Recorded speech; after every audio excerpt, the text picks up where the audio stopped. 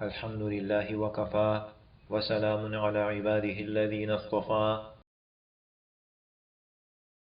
اما بعد۔ حضرات محترم، یہ ضروریات دین کورس کا سبق نمبر 96 ہے۔ اس کا موضوع ہے مسلمانوں کی دنیاوی ترقی کا راستہ۔ یہ سبق 7 نکات پر مشتمل ہے۔ نمبر 1، مسلمانوں کی بے بسی اور بے کسی کا بنیادی سبب کیا ہے؟ محترم سامعین، مسلمان اس وقت انفرادی اور اجتماعی طور پر جس کمزوری اور پستی کا شکار ہیں، اس کو دیکھ کر ہر درد مند کا دل کڑتا ہے اور ہر شخص کا جی چاہتا ہے کہ مسلمانوں کو دنیا میں عزت اور غلبہ نصیب ہو۔ اس وقت جو حالت امت مسلمہ پر طاری ہے، اس کا سبب کیا ہے؟ اس سوال کا جواب حدیث شریف میں تلاش کریں تو جناب نبی اکرم صلی اللہ علیہ وسلم کا یہ ارشاد ہمیں ملتا ہے، ان قریب قومیں تم پر حملہ آور ہونے کے لیے ایک دوسری کو بلائیں گی ہر طرف سے، جیسے کھانے والے اپنے کھانے کی طرف بلاتے ہیں۔ صحابہ نے عرض کیا، کیا اس وقت ہماری تعداد کم ہونے کی وجہ سے ایسے ہوگا؟ آپ صلی اللہ علیہ وسلم نے فرمایا، تم اس وقت بہت ہوگے لیکن تم سیلاب کے خس و خاشاک کی طرح ہوگے۔ تمہارے دشمن کے دلوں سے رعب ختم کر دیا جائے گا اور تمہارے دلوں میں وہن ڈال دیا جائے گا۔ صحابہ نے عرض کیا، وہن کیا ہے؟ آپ صلی اللہ علیہ وسلم نے فرمایا، زندگی کی محبت اور موت سے نفرت۔ اس حدیث سے معلوم ہوا کہ مسلمانوں کی کمزوری کا سب سے بنیادی سبب دنیا کی محبت اور موت سے نفرت ہے۔ نمبر 2، اللہ تعالیٰ کی مدد اور نصرت مسلمانوں کی اصل طاقت ہے۔ اللہ تعالیٰ کا ارشاد ہے، إِن يَنصُرْكُمُ اللَّهُ فَلَا غَالِبَ لَكُمْ وَإِن يَخْذُلْكُمْ فَمَن ذَا الَّذِي يَنصُرُكُم مِّن بَعْدِهِ وَعَلَى اللَّهِ فَلْيَتَوَكَّلِ الْمُؤْمِنُونَ۔ اگر اللہ تمہاری مدد کرے تو کوئی تم پر غالب آنے والا نہیں، اور اگر وہ تمہیں تنہا چھوڑ دے تو کون ہے جو اس کے بعد تمہاری مدد کرے؟ اور مومنوں کو چاہیے کہ وہ اللہ ہی پر بھروسہ رکھیں۔ اس کی ایک تازہ مثال افغان طالبان کی 20 سالہ جدوجہد ہے۔ اس میں سائنس اور ٹیکنالوجی کے دیوتا سارے ایک طرف تھے اور دوسری طرف بے سر و سامان مسلمان تھے۔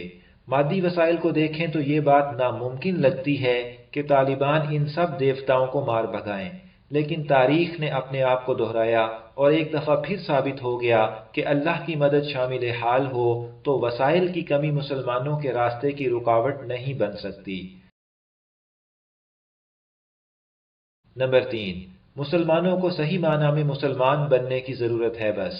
اللہ تعالیٰ کا ارشاد ہے، وَلَا تَهِنُوا وَلَا تَحْزَنُوا وَأَنْتُمُ الْأَعْلَوْنَ إِن كُنتُم مُّؤْمِنِينَ۔ اور مسلمانوں، تم ہمت مت ہارو اور رنج مت کرو، اور غالب تم ہی رہو گے اگر تم پورے مومن رہے۔ اس آیت سے معلوم ہوا کہ مسلمانوں کے غلبہ اور بلندی حاصل کرنے کے لیے صرف ایک ہی چیز اصل ہے، یعنی ایمان اور اس کے تقاضے پورے کرنا۔ ایمان کے تقاضے میں جنگی تیاریاں، اسلحہ بنانا اور جس قدر ہو سکے ظاہری اسباب سے آراستہ ہونا، یہ سب چیزیں بھی داخل ہیں۔ نمبر 4، مسلمانوں کی اجتماعی قوت کے 2 اصول، تقوی اور اتفاق۔ اللہ تعالیٰ کا ارشاد ہے، یا ایھا الذین آمنوا اتقوا اللہ حق تقاتہ ولا تموتن الا وانتم مسلمون واعتصموا بحبل اللہ جميعا ولا تفرقوا واذكروا نعمة الله عليكم إذ كنتم أعداء فألف بين قلوبكم فأصبحتم بنعمته إخوانا۔ اے ایمان والو، دل میں اللہ کا ویسا ہی خوف رکھو جیسا خوف رکھنا اس کا حق ہے، اور خبردار تمہیں کسی اور حالت میں موت نہ آئے بلکہ اسی حالت میں موت آئے کہ تم مسلمان ہو، اور اللہ کی رسی کو سب مل کر مضبوطی سے تھامے رکھو اور آپس میں پھوٹ نہ ڈالو۔ اور اللہ نے تم پر جو انعام کیا ہے اسے یاد رکھو کہ ایک وقت تھا جب تم ایک دوسرے کے دشمن تھے، پھر اللہ نے تمہارے دلوں کو جوڑ دیا اور تم اللہ کے فضل سے بھائی بھائی بن گئے۔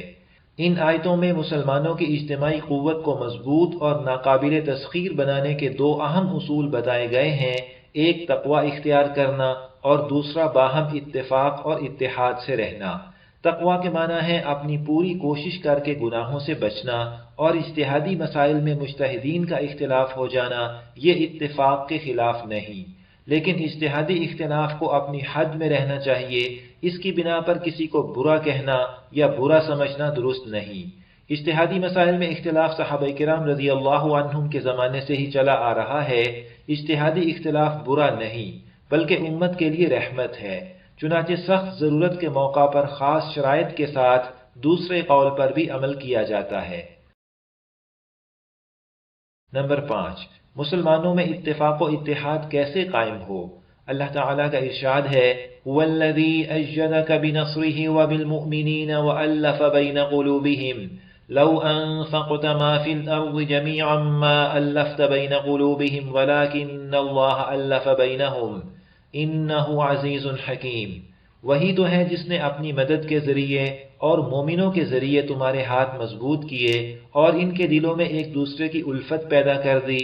اگر تم زمین بھر کی ساری دولت بھی خرچ کر لیتے تو ان کے دلوں میں یہ الفت پیدا نہ کر سکتے، لیکن اللہ نے ان کے دلوں کو جوڑ دیا۔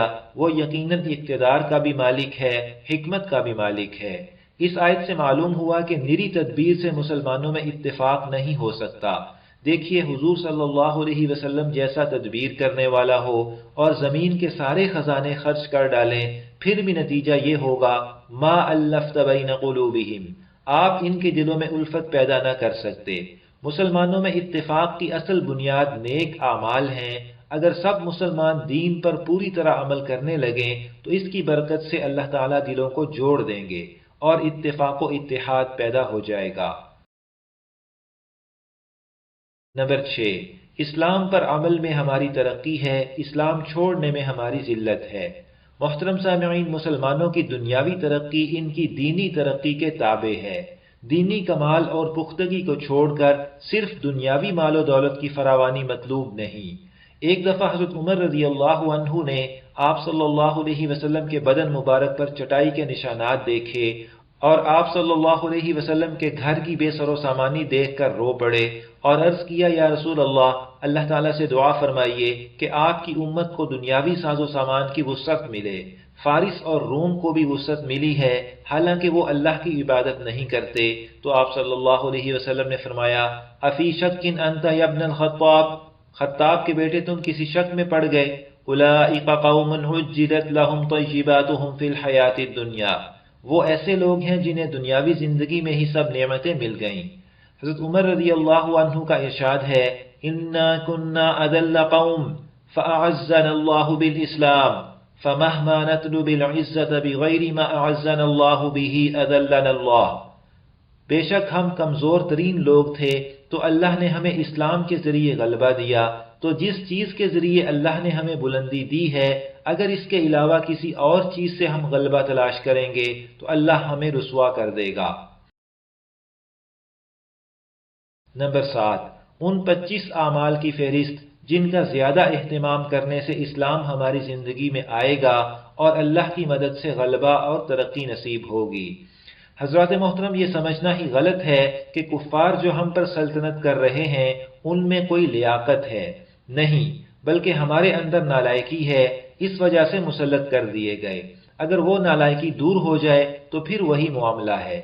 اسلامی احکام میں سے کچھ ایسے ہیں جن کو ہماری قومی فلاح و بہبود اور ترقی و خوشحالی میں زیادہ دخل ہے۔ ان اعمال کا زیادہ اہتمام کرنے سے باقی اعمال کی اصلاح بھی بہت آسان ہوگی اور ہماری زندگیاں پوری طرح اسلام میں آ جائیں گی۔ ان اعمال کا ذکر حکیم الامت حضرت مولانا محمد اشرف علی تھانوی قدس سرہ نے فرمایا ہے۔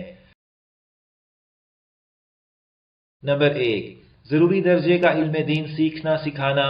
نمبر 2، قرآن مجید پڑھنا پڑھانا۔ نمبر 3، اللہ تعالیٰ اور اس کے رسول صلی اللہ علیہ وسلم سے محبت کرنا۔ نمبر 4، تقدیر اور توکل۔ نمبر 5، دعا کرنا۔ نمبر 6، اللہ والوں کی صحبت اختیار کرنا۔ نمبر 7، نبی اکرم صلی اللہ علیہ وسلم کے اخلاق و عادات اپنانا۔ نمبر 8، اپنی جان کے حقوق ادا کرنا۔ نمبر 9، دوسرے مسلمانوں کے حقوق کی ادائیگی۔ نمبر 10، نماز کی پابندی۔ نمبر 11، مسجد بنانا اور اسے آباد کرنا۔ نمبر 12، اللہ کو کثرت سے یاد کرنا۔ نمبر 13، زکوٰۃ ادا کرنا۔ نمبر 14، اللہ کے راستے میں خرچ کرنا۔ نمبر 15، روزہ رکھنا۔ نمبر 16، حج کرنا۔ نمبر 17 قربانی کرنا، نمبر 18 مال کمانے اور خرچ کرنے میں دین کے احکام کی پوری رعایت کرنا، نمبر 19 ازدواجی زندگی درست کرنا، نمبر 20 دنیا سے بے رغبتی اختیار کرنا، نمبر 21 سب گناہوں سے بچنا، نمبر 22 صبر اور شکر اختیار کرنا، نمبر 23 دیانتدار اور نیک لوگوں سے مشورہ کرنا، نمبر 24 اپنی دینی پہچان کی حفاظت کرنا، نمبر 25 جہاد کی تیاری کرنا اور شہادت کا شوق رکھنا۔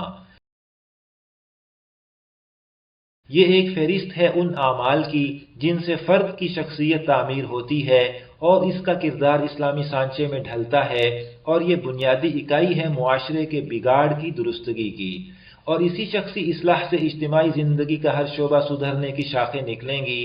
اگر ہم سب مسلمان اجتماعی اور قومی سطح پر اس کردار کو اپنائیں تو قومی سطح پر جو نتائج حضرات صحابہ کرام رضی اللہ عنہم کو حاصل ہوئے تھے ہمیں بھی حاصل ہوں گے انشاءاللہ تعالی۔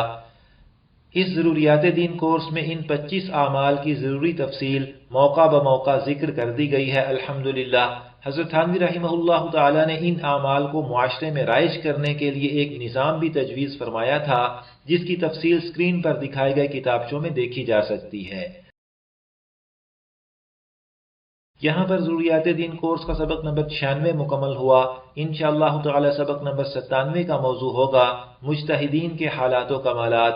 اللہ تعالی ہمیں اسلامی کردار اپنانے کی توفیق دیں، آمین۔